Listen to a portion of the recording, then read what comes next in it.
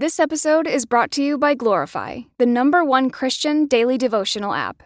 Everything around us changes. God doesn't. That's why I love Glorify's 21-day challenge. It helps me build a simple habit of meeting with God every day. No pressure, just consistency. With Glorify, you can start your morning by reading the Bible passage of the day, diving into Glorify's daily devotional, and wrapping up with an immersive experience called Daily Walk with God. And if you need to take a few minutes to yourself in the middle of a busy day, try one of Glorify's guided meditations, or listen to their curated worship playlists for some quiet reflection. To end the day, enjoy Glorify's sleep meditations to help you wind down and put your mind and heart at ease. Whether you're a committed Christian or simply curious about faith, Glorify has something for you. Join over 20 million people who have downloaded the Glorify app and deepened their relationship with God. Listeners to the show can get full access to Glorify for just $29.99 for the entire year. That's Glorify's lowest price ever when you download the Glorify app now at glorify-app.com/redcircle. Feel closer to God this year with Glorify. Get full access all year for just $29.99 at glorify-app.com/redcircle. That's glorify-app.com/redcircle. One of the things that I'm always trying to learn, though, when I'm doing coaching is with creativity specifically, how do we keep the flow going when we have moments that we're not really overthinking things and we want to stay in that moment? And I know you've had this moment before, even if you're like, I'm not a creative person. I don't write poetry or screenplays, or I don't have canvases lying around in my studio. I don't have a studio. But you do. You have a studio. You're the studio.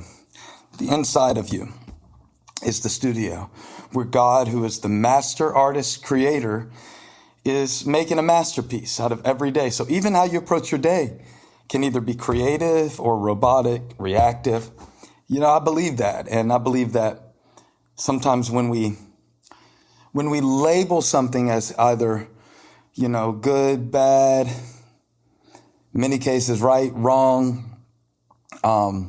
cool, corny, we miss that thin edge where something can become special. I was in a songwriting session recently, and it was a complete joke until a moment when I said, hey, slow it down. And we were doing something real fast, almost like a jingle, like a joke, like a parody song, not Weird Al parody that's clever, just being stupid.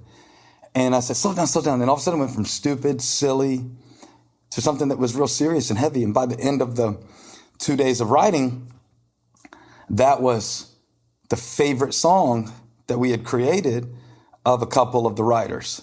So I wish I could tell you. And that song was, Reckless Love. Well, we didn't write Reckless Love, and that song wasn't Reckless Love.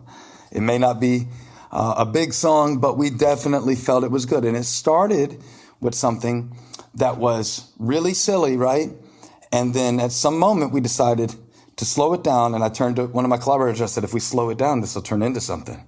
If we slow it down, this will turn into something. And I didn't mean slow it down and start talking and overthinking. That's usually a bad way to create a creative flow, to slow down and just to overthink and start taking things apart. Usually it's better to stay in the moment. What I meant by slow it down was just slow down the tempo. Like, let's just bring it down and boom, settle into it. And all of a sudden, something unlocked. So I wonder how many times in our life we have been on the verge of something special, but we told ourselves a story that it was silly. This is stupid. It doesn't matter. I wonder how many times we've been in the middle of saying something to someone and we interrupted ourselves with judgment. Here comes the psychological component, okay? I can do it from the Bible too. Judge nothing before the appointed time. I can do it from the Bible too. I can do it from the Bible too. I could do it from the Bible, from Jesus, when the woman was brought to him and they were rushing to judge her. And he slowed the whole thing down and said, hold on. And he did something special. And they were about to do something stupid. I could preach it from the Bible, but I just want to come at it creatively, psychologically, and tell you that sometimes you're on the verge of something special. A moment with your child, but it feels awkward. A moment with your wife, but it feels awkward. And you judge it and you go, This episode is brought to you by Glorify, the #1 Christian daily devotional app. Everything around us changes. God doesn't. That's why I love Glorify's 21-day challenge. It helps me build a simple habit of meeting with God every day. No pressure, just consistency. With Glorify, you can start your morning by reading the Bible passage of the day, diving into Glorify's daily devotional, and wrapping up with an immersive experience called Daily Walk with God. And if you need to take a few minutes to yourself in the middle of a busy day, try one of Glorify's guided meditations, or listen to their curated worship playlists for some quiet reflection. To end the day, enjoy Glorify's sleep meditations to help you wind down and put your mind and heart at ease. Whether you're a committed Christian or simply curious about faith, Glorify has something for you. Join over 20 million people who have downloaded the Glorify app and deepened their relationship with God. Listeners to the show can get full access to Glorify for just $29.99 for the entire year. That's Glorify's lowest price ever when you download the Glorify app now at glorify-app.com/redcircle. Feel closer to God this year with Glorify. Get full access all year for just $29.99 at glorify-app.com/redcircle. That's glorify-app.com/redcircle. Oh, this is awkward. Oh, they might think I'm cheesy. Oh, I'm probably coming across like a know-it-all. This doesn't make any sense. So you stop. I want to encourage you for moments today where you push just past that point of awkward. Hey, if something's awkward because you're being obnoxious, stop. If something's awkward because you're making somebody uncomfortable, stop. If something's awkward because you don't know how to break eye contact, stop. Or if something's silly and it needs to be serious, don't make a joke out of everything. But when you're on the verge of something and it feels like, hey, I'm in this, be careful of that pull that pulls you out of those special moments where you're tempted to judge it. When you judge it, you disrupt it. And when you disrupt it, you kill it. You kill creativity. When you categorize. I had a friend early in our church give me a piece of advice, okay? I used to label myself as not creative. What I meant by that is pretty much I can't draw. Somewhere in my mind, I got the thought that creative people could draw. Probably in like 6-year-old Stephen's head, because it was called art class and we drew.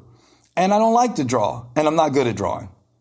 Not technically, classically. I'm sure somebody likes it. Thanks for the support out there for all of you who are very non-judgmental. But yeah, I got this bad habit of saying, I'm not creative. I'm not an artist. I'm not creative. I'm not an artist. I'm not creative. And one of the guys we were starting the church with, I turned to one day and I said, I'm not creative. And a few minutes later, I shared an idea I had. And this is going to sound corny, but I wanted to do a little teaching in the church where I was talking about momentum. And I wanted to use the different, I wish I could hold up my computer because I wanted to use the different keys on the computer, shift, return, control, option, and do the teaching around those different buttons. And I was saying it to him almost like, I know this is dumb, but you know how we do it. Like, I know this is stupid, but rolling my eyes at myself before I even got out of my mouth. Basically projection. Telling him why he wouldn't like the idea I was about to present before I even had the chance to present it. Saying his no for him so he couldn't reject me. And I told him my idea. He's like, that's awesome. I love that. Now, he was a designer. That he did specialize in visual stuff. He looks back at me and goes, I love that. He goes, hey, and don't ever say I'm not creative again. Now, remember, I'm the pastor. I'm the leader. I'm the boss in some ways, although he wasn't getting paid, but I was the boss. And he'd telling me what to do. So first it hit me. Don't tell me what to say. But then I'm like, oh, thanks. I kept that with me. He planted a seed in me. Like God told Jeremiah, do not say I'm only a youth. He said, don't say I'm not creative. You should never say that again. You're very creative. And I hear my wife say that sometimes, I'm not creative like you. Yes, you are. Did you see the way that you just made our whole family feel with that birthday party that you did? Did you see the way you just made Valentine's Day feel special? You put out those little mailboxes and made us write all notes to each other, and the boys acted like they didn't want to do it, but they'll never forget it. You made something really special here. I don't like the term you made a memory, because people make their own memory out of events. We don't get to make someone else's memory. But you created space for memories to be made. And you're very creative. So don't say I'm not creative. It's just, what are you creating? And how do you, psychology term, constrict your creativity by rushing to judge it while it's still in process? I want you to think about that today. I'm going to carry that with me today as I move into this songwriting appointment, is to not judge something before it has the chance to be special. Give it space to be special. Do that by dismissing the critic. One of my friends calls that the security guard who won't let something through because, oh, this is so stupid. But I think you'd be surprised how many times something is on the edge of special if you don't interrupt it with a judgment. All right? If you just let it unfold. Try it out today.